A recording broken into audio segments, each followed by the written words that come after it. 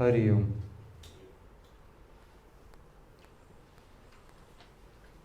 एकूण नित्यपाठाचा उपसंहार या श्लोकाने होतो.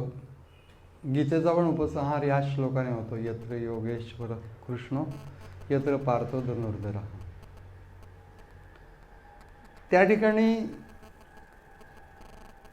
सगळं काही आहे. श्री विजय भूती म्हणजे वैभव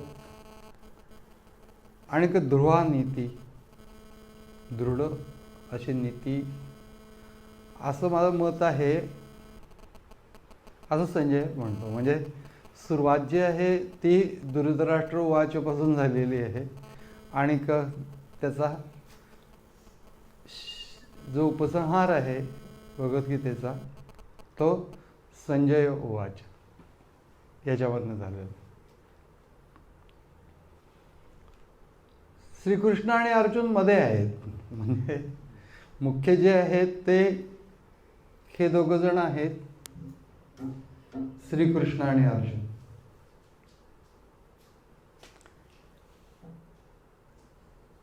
मागे पण आपण हे ऐकलेलं आहे की एकच भगवंत दोन बंधूंच्या रूपाने, नर आणि नारायण, तपाचं महात्म्य जगाला कळवण्याच्यासाठी म्हणून आविर्भूत झाले. आणि मग तेच पुढे नर म्हणजे अर्जुन आणि श्रीकृष्ण या स्वरूपामध्ये अवतरले. म्हणजे एकच भगवान प्रश्न विचारतो आहे आणि सर्वसाधारण माणसाची भूमिका मांडतो आहे अर्जुनाच्या रूपाने. आणि तोच भगवान श्रीकृष्णांच्या रूपाने उत्तर देतो आहे. सगळ्यांच्या अंतर्यामी असल्यामुळे त्या भगवानाला हे माहिती आहे की माणसांचे प्रश्न काय असू शकतात आणि अडचणी काय असू शकतात. जेव्हा अर्जुन बोलतो त्यावेळेला आपल्याला असं वाटतं की आपल्या मनात तो बोलतोय.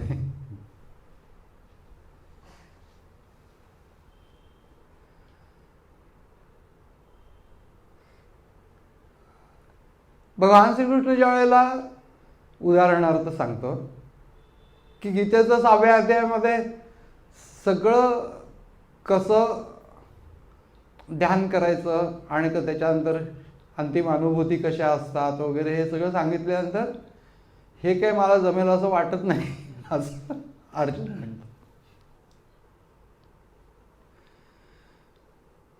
आणि त्याचं कारण तो सांगतो की चंचलम हे मन कृष्ण. कृष्णा मन हे चंचल आहे. भगवानच आपली बाजू मांडतायत खरं सांगायचं तर अर्जुनाच्या रूपाने, की मन हे चंचल आहे आणि की ह्याला निग्रहाने स्थिर करणं हे वाऱ्याची मोठ बांधण्यासारखं आहे.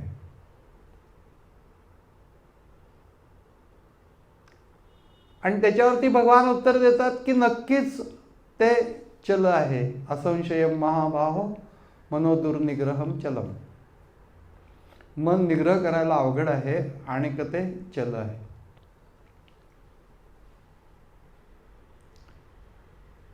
म्हणून भगवान श्रीकृष्ण अर्जुनाचं म्हणणं अमान्य करत नाहीत, कारण ती गोष्ट सगळ्यांचाच अनुभव आहे. खूप वाचलं ऐकलं तेवढ्या वेळापुरतं असं वाटतं की हां हे तर काय सोपंच आहे. डोळे मिटलं की कळतं की नाही आहे सोपं म्हणून. सावध आहोत आपण तेव्हा कळतं, सावध नाही तेव्हा तर काही कळतच नाही. कुठं भरकटलेलं असतं ते मन. आणि हे माणसाला ॲक्सेप्ट करायला डिफिकल्ट वाटतं की आपल्याला हे जमत नाही आहे. एखादी गोष्ट आपल्याला जमत नाही आहे हे सांगायला व्यावहारिक गोष्टींच्या मध्ये तितकंसं अवघड नाही वाटत. परंतु आता माझी स्वतःवरतीच असलेली जी नियमनाची क्षमता आहे ती कमी आहे हे सांगायला डिफिकल्ट वाटतं. मग ते सगळं अर्जुनाच्या मुखातनं सांगणार आणि भगवानांच्या मुखामधनं म्हणजे श्रीकृष्णांच्या मुखामधनं हे सांगून टाकतात की त्याच्यावरती उपाय काय आहे. पण शेवटचा जो श्लोक आहे तो श्लोक यत्र योगेश्वर कृष्णो यत्र पार्थो धनुर्धर. ज्या ठिकाणी कृष्ण आहे आणि अर्जुन आहे असं नाही म्हणत, योगेश्वर कृष्ण. म्हणजे हा सगळा योगाचा प्रवास आहे, अगदी सुरुवातीपासून ते अंतिम टप्प्यापर्यंत सगळा योगाचा प्रवास. म्हणून अर्जुन जे म्हणतो की मला काहीही युद्ध वगैरे करायचं नाही, आम्हाला काही राज्यसंपदा वगैरे नको आहे वगैरे, हे सगळं जे बोलतो अर्जुन,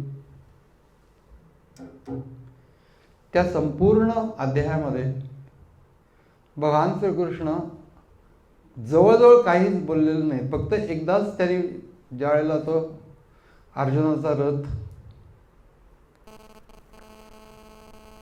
रणांगणामध्ये दोन सैन्यांच्या मध्ये नेऊन उभा केला, अर्जुनाने सांगितलं म्हणून दोन सैन्यांच्या मध्ये नेऊन उभा केला, तेव्हा हे सगळे कौरव बघ एवढंच भगवान उच्चार. आणि ते सगळे बघितल्यानंतर मला हे सगळे स्वजन दिसत आहेत असं अर्जुन म्हणतो लगेच. म्हणजे बघितल्यानंतर मोह त्याला झाला. ही गोष्ट स्वतःचं कर्तव्य कर्म जे आहे, कुठलंही जे काही प्राप्त कर्तव्य कर्म आहे ते प्राप्त कर्तव्य कर्म न करावं असं जे वाटतं त्यालाच मोह असं म्हणतात. म्हणून अर्जुनाच्या मोहापासून गीतेच्या तत्वज्ञानाला सुरुवात होते सांगायला.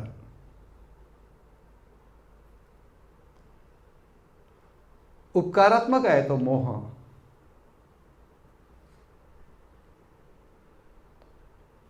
कारण की त्याच्यामुळे तर भगवानांनी हे सगळं तत्वज्ञान प्रगट केलं की कसं अंतिम तत्वापर्यंत जायचं आणि की त्याचा बेसिस कर्मयोग आहे हे पहिल्यांदा सांगितलं.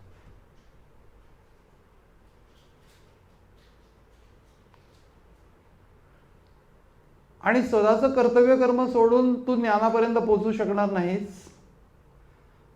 कुठलीही अंतिम स्थिती वगैरे गाठायची असेल तरी त्याचा बेस जो आहे तो कर्मयोग आहे असं अर्जुनाला ठणकावून सांगितलं भगवानांनी.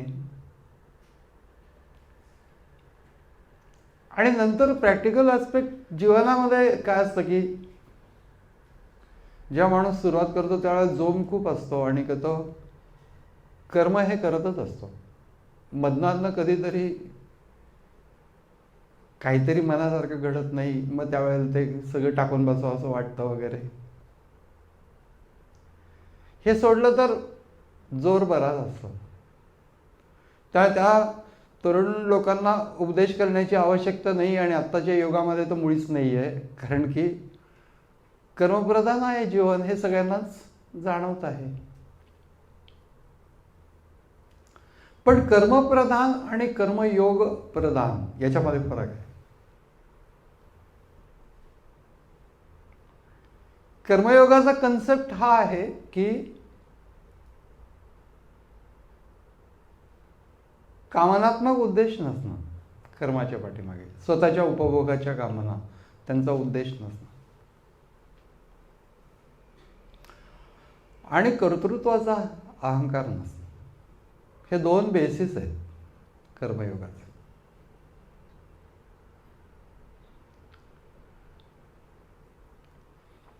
आणि हे एकदा मी करता ही भूमिका आली की स्वधर्म कर्म करणं याच्या बाबतीत सुद्धा मी करता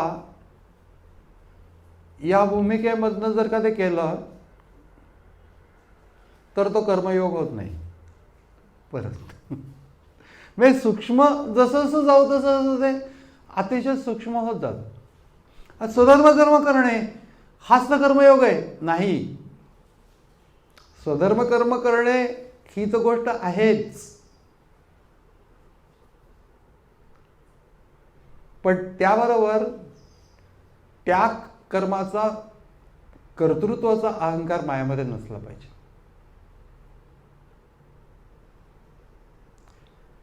असा जर का अहंकार बाळगेल तर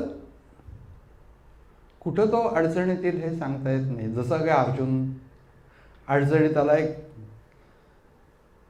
की हे सगळं युद्ध मी करणार आहे, हे सगळं मी जिंकणार आहे, या सगळ्याचा कर्ता मी आहे, ही पहिली भूमिका आहे. मला नाही हे करायचं, मी नाही केलं तर हे होणार नाही आहे.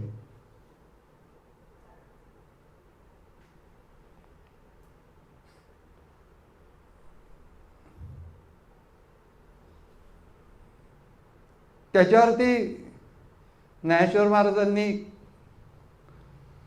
भाष्य करताना म्हटले, तू करणार नाही म्हणलास तरी तुझा स्वभाव तुला युद्ध करायला भाग पडेल. तुझा स्वभाव तुला युद्ध करायला भाग पडेल.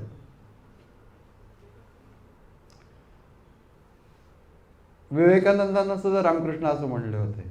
विवेकानंद म्हणले होते की मायाच्याने हे काही जमणार नाही, मी तुम्ही मला जे कार्य करायला सांगताय ते मी करणार नाही असं म्हणले, तू काय करणार नाही, तुझी हाडं करतील असं रामकृष्ण. त्यामुळे दोघं एकच गोष्ट, कृष्ण काय आणि रामकृष्ण काय एकच गोष्ट सांगतात की स्वभाव जो आहे, जो घडलेला आहे, त्या घडलेल्या स्वभावाच्या नुसार कर्म ही सहज प्रवृत्ती आहे. आणि स्वधर्म कर्म करणं हाच यज्ञ आहे. तर तो दुसरा कुठला तरी यज्ञ करायला जाऊच नको. फार सुंदर कर्मयोग ज्ञानेश्वर महाराजांनी मांडलाय. स्वधर्म जो बापा तो नित्य यज्ञ जाणं.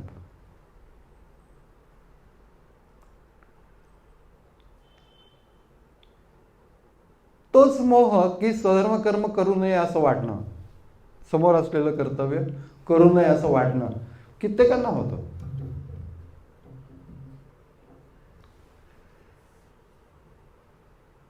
त्याला मोह असं म्हणतात. असं पहिल्यांदा भगवद्गीता सांगते की ते बाकीचं पुढचं ते ज्ञानात्मक अवस्था, योगाची अवस्था, या सगळ्या गोष्टी पुढचं नंतर बघू आपण. पहिल्यांदा प्राप्त कर्तव्य कर्मावे.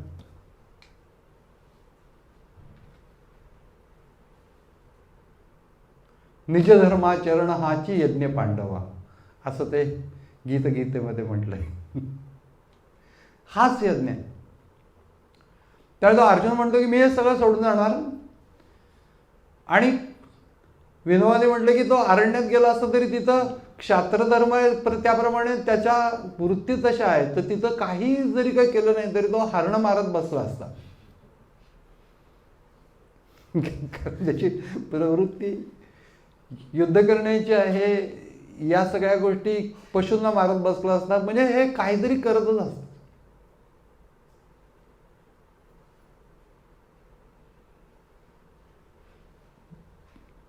म्हणून अर्जुनाला सगळी भगवद्गीता सांगितल्यानंतर भगवानांनी त्याला हे विचारलं नाही की तुला ज्ञान झालं का. त्याने फक्त एकच प्रश्न विचारला की मोह गेला का.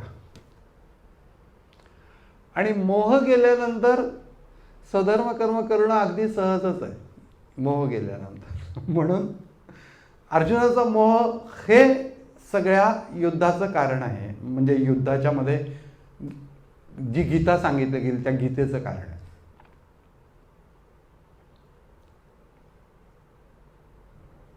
युद्धाचं पण कारण मोहच आहे, जो दुर्योधनाला झालेला होता.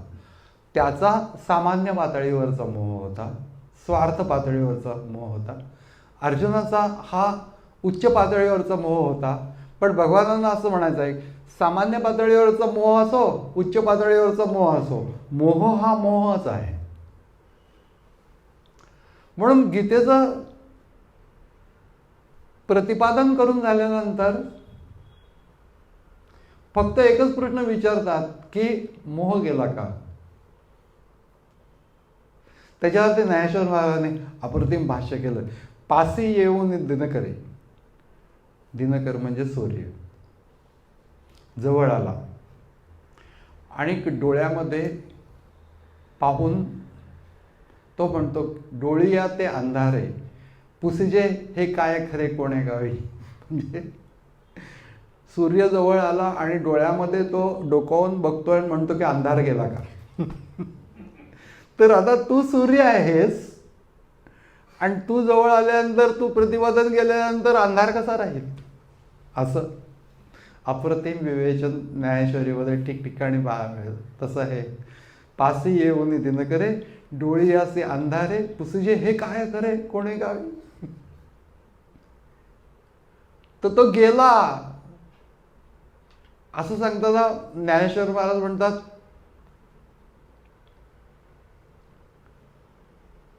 तो सकुटुंब आपला ठाव ठिकाणा घेऊन गेला, कुटुंबासहित. म्हणजे त्या मोहाचेच कुटुंब आहेत. इतर सगळे जे चांगले नसलेले गुण ते सगळे त्या मोहाच्या बरोबर आलेले असतात. तो आपलं सगळं बाडबिस्तरा घेऊन गेला. मोहा गेला, नष्टो मोहा. स्मृती लब्ध्वा,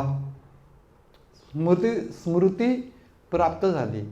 म्हणजे आता स्मृती या शब्दाचा अर्थ कर्तव्य कर्माची स्मृती हा होऊ शकतो. पण इतकं सगळं विवेचन ज्ञानात्मक सांगितल्यानंतर स्मृती या शब्दाचा दुसरा अर्थ आहे की मी कोण आहे ही स्मृती प्राप्त झाली. त्याची मला विस्मृती झालेली होती.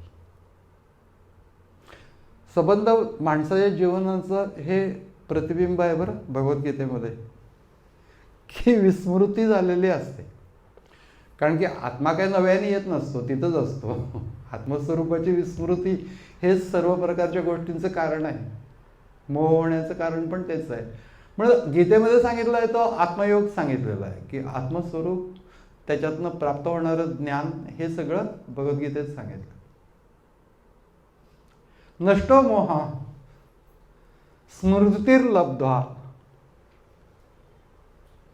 आणि हे सगळं करताना मोठ्या कृतज्ञतेने,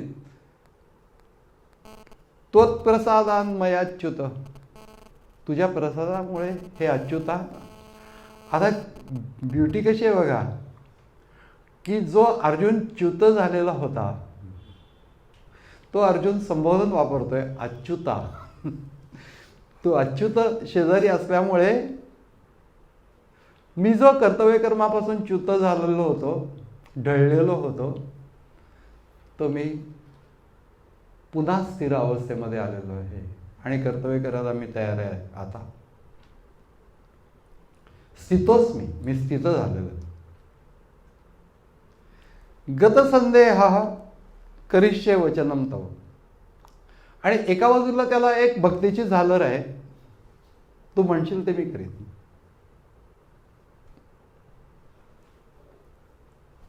आणि ही पण गोष्ट आहे की प्रॅक्टिकल एस्पेक्ट हा आहे की मोह गेला, ही मोठी गोष्ट झाली. आता युद्ध करायला काय, जे तू सांगशील ते मी करीन. करिष्ये वचनम तव. पण भगवद्गीतेमध्ये आणि न्यायशरीमध्ये असं कॉम्बिनेशन जर आपण बघितलं, तसं तो सब्जेक्ट अतिशय ब्युटिफुली मांडलेलं आहे. असं नुसतं उपदेश केला नाही की कर्म करा, स्वतःचं नीट कर्म करा, अमकं करा, तमकं, असं. प्रत्येक जो पार्ट मांडला तो अतिशय सुंदर रीतीने प्रगट झाला आहे भगवद्गीतेमध्ये. आणि करता करता उपसंहार कशाने होईल, तर उपसंहार फायनली संजयाच्या उद्गारामधनं होतो. आणि तो म्हणतो, यत्र योगेश्वर कृष्ण यत्र पार्थ धनुर्धरा. जिथे योगेश्वर कृष्ण आहे मी नुसता कृष्ण नव्हे, योगेश्वर कृष्ण. भगवान शंकरांना योगीश्वर असं म्हणतात, योग्यांचे ईश्वर. कारण की सर्व योगी असतात ते शंकरांना दैवत मानतात. इतर संन्यासी सुद्धा इतर कुणाला नमस्कार करत नाही, पण शंकरांना नमस्कार, कारण योगीश्वर आहे. पण इथं भगवान श्रीकृष्ण योगेश्वर आहेत, योगाचे ईश्वर. हे असं समजून घेण्याच्यासाठी आहे. खरं तर एकाच परमात्म्याची विविध रूपं आहेत असं आपण समजलं पाहिजे, पण आस्पेक्ट्स वेगळे वेगळे आहेत.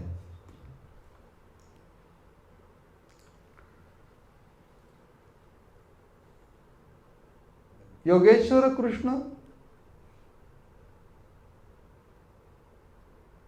आणि धनुर्धर पार्थ याचा अर्थ क्रियाशील सात्विक व्यक्ती, जिच्या अंतःकरणामध्ये योग प्रवृत्ती आहे, अशी क्रियाशील सात्विक व्यक्ती असेल तर सर्व गोष्टी मिळतील. त्या ठिकाणी सर्व गोष्टी ज्या ज्या अपेक्षित आहेत माणसाला, त्या सर्व गोष्टी, श्री, विजय, भूती म्हणजे विभूत, हे वैभव, ध्रुवा, नीती, असं सगळं तिथं असणारच आहे.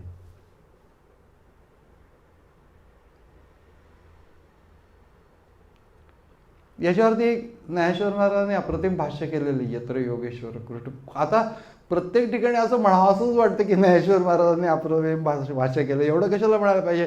ज्ञानेश्वर महाराजांनी भाष्य केलंय म्हटलं की ते अप्रतिम असणार, पण तो राहतच नाही, इतका अप्रतिम आहे.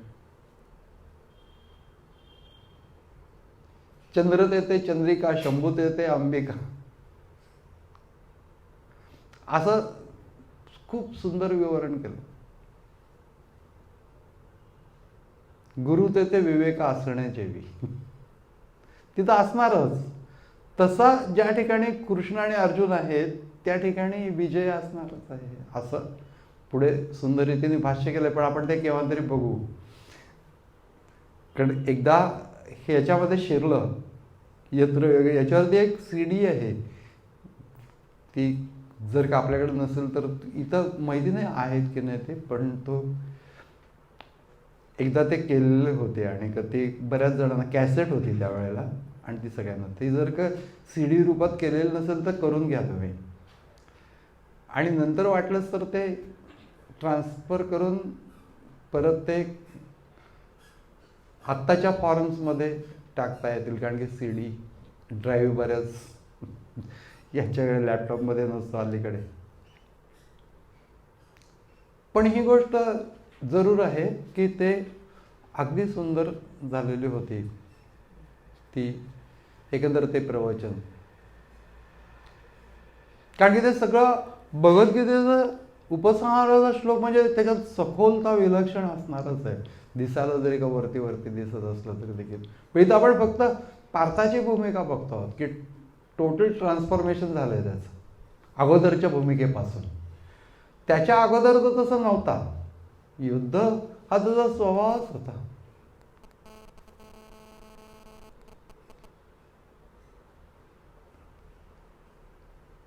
कधीही तो असा मरगळलेला नव्हता पार्थ. पण समोर भीष्मद्रोण पाहिल्यानंतर यांना मारायचं या कल्पनेने त्याच्या अंतःकरणात कालवा झाला. पण भगवानांना हे म्हणायचं आहे की कुठल्याही कारणाने, उच्च भावानिक का असेना, पण उच्च भावानिक कारणाने सुद्धा तुम्ही स्वधर्म कर्तव्य कर्म सोडता कामा नाही. सामान्य कारणाने तर सोडता कामा नाहीयेच, परंतु उच्च अशा प्रकारच्या भावनिक कारणाने देखील स्वधर्म कर्तव्य जे आहे ते सोडता कामा नाही. माझं जे असेल ते, अर्जुनाचं कर्म आणि माझं कर्म हे काही सारखं नसणार आहे. त्याचं युद्ध हे होतं, माझं युद्ध हे असणार नाही. ज्यांचं असेल त्यांचं असेल, पण माझं जे असेल ते माझं, हे लक्षात ठेवलं पाहिजे. मी उद्या गौतम बुद्धाला जर का सांगेन की अर्जुनाने युद्ध केलं, तू पण युद्ध कर. त्याचं जीवित कार्य वेगळं होतं, कर्तव्य कर्म त्याचं स्वतंत्र होतं. प्रत्येकाचं वेगळं वेगळं असतं. महापुरुषांच्यामध्ये सुद्धा दिसून येतं त्यांची वेगळी वेगळी एकंदर टेंडन्सीज आणि त्यांचं एकंदर लाईफस्टाईल, त्यांनी केलेलं कर्म, हे सगळे वेगळे वेगळे होते. म्हणून एकंदर आपण जर का पॅनोरॅमिक व्ह्यू घेतला तर असं दिसतं की सगळे महापुरुष काही एका साच्यातनं काढलेले नाही. छापाचे गणपती असतात तसे तसे नसतात. वेगळ्या वेगळ्या प्रवृत्ती घेऊन आलेले असतात. विवेकानंद, रामकृष्ण, दोघांच्याही स्वभावामध्ये प्रचंड फरक होता. दोघेही महान पुरुषच होते, परंतु दोघांच्या स्वभावामध्ये फरक होता.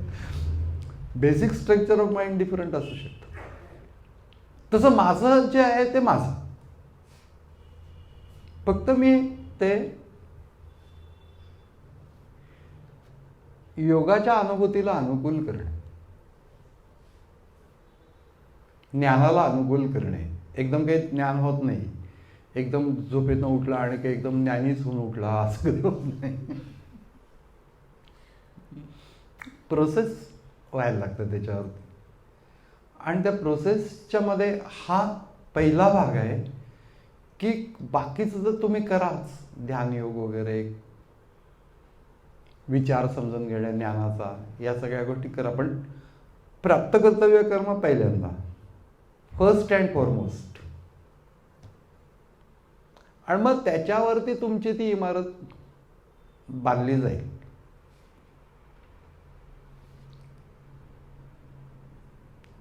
सत्कर्म सदाचरण, गोंदवलेकर महाराज म्हणायचे, हा परमार्थाचा पाया आहे. पण पाया म्हणजे इमारत नव्हे, पण पायाशिवाय इमारत नव्हे. तसं आहे, आपल्याला काही वाटलं तरी देखील आपलं प्राप्त कर्तव्य कर्म करा. ही पहिली गोष्ट भगवद्गीता शिकवते की ज्यावेळेस माणसाच्या आयुष्यातली मरगळ निघून जाईल, त्या प्रत्येकाच्या आयुष्यामध्ये आणि त्याच्या वेळेत वेगळ्या वेगळ्या काळामध्ये त्याचं कर्तव्य वेगळं वेगळं असू शकतं. पण समजून घेतलं एकदा जसं जसं इंटरनलायझेशन होत जातं, तसं जसं आतून जास्ती चांगली समज यायला लागते. हा एक भाग आहेच, पण तरी देखील इंटरनलायझेशन हो न हो, एक वैचारिक कॉन्शियसनेस असतो माणसाला, आणि त्यानुसार माझं कर्तव्य काय आहे त्याला कळत असतं. फक्त काही वेळा तो झाकायचा प्रयत्न करतो. असं झाकू नका, तेच तुमचं मुख्य गोष्ट आहे, ते कराच, असे भगवद्गीता प्रथम शिकवते. आणि सगळ्यात शेवटी जसं जसं ते जायला लागतं तसं तसं ज्ञानाच्या अवस्थेमध्ये कसे योगी जातात हे सांगते. आणि ज्ञानाच्या नंतर असलेली जी भक्ती, जिला पराभक्ती आहे, ते घेऊन ज्ञानी लोक कसे राहतात हे शिकवते. म्हणजे हे अल्टिमेट स्टेज आहे, ज्ञान प्राप्त होणे आणि ज्ञानोत्तर भक्ती घेऊन राहणे, अशा स्थितीपर्यंत जाणे. म्हणजे कोरडं ज्ञान नव्हे, ज्ञानोत्तर भक्ती. सगळे महापुरुष ज्ञानोत्तर भक्ती घेऊन राहिलेले. म्हणून भक्तीचा जो भावनात्मक भाग आहे तो खंडित करू नये, असं पण भगवद्गीता सांगते. कर्म खंडित करताच येणार नाही तुम्हाला, असं पहिल्यांदा टणकावून सांगते. नाही कश्चित क्षणमपि जातो तिष्ठत अकर्मकृत. कोणीही कधी क्षणभर देखील कर्म केल्याशिवाय राहू शकत नाही. मग कर्मच करायचं तर कुठलं तरीच करण्यापेक्षा प्राप्त कर्तव्य कर्म करणं, तेच तुझं जास्तीत जास्त उन्नतीकरण करेल. अशा रीतीने माणसाच्या जीवनाला एक उदात्तता प्राप्त व्हावी आणि त्यांनी अंतिम श्रेय प्राप्त करून घ्यावं, याच्यासाठी कर्तव्य न करण्याचा मोह बाजूला केला पाहिजे, ही प्रथम गोष्ट. आणि ते कन्क्ल्युजनमध्ये अर्जुनाच्या मुखातला हा शेवटचा श्लोक आहे, नष्टो मोह. मोह नष्ट झालेला आहे, स्मृती प्राप्त झालेली आहे.